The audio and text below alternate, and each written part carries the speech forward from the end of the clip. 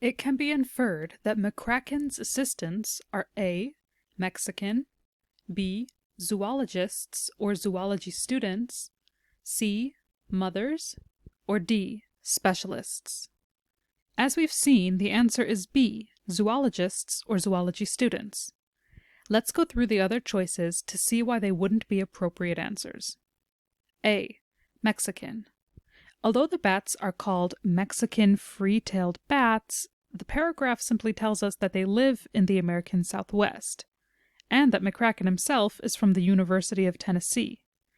There's simply not enough information to support the claim that his assistants are Mexican. C. Mothers.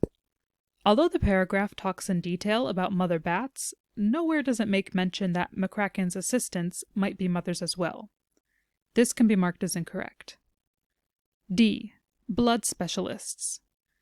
It's true that the text tells us that McCracken and his assistants based their findings on genetic tests of the bat's blood, so they technically could be blood specialists.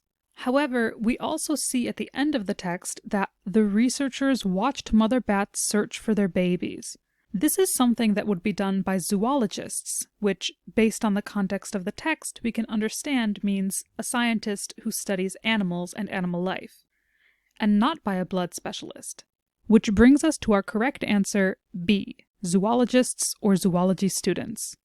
We know that McCracken is a zoologist at the University of Tennessee, and that he is working with animals. So it is logical that he would choose zoologists or zoology students to help him with his work. Therefore, we can mark this as our final answer.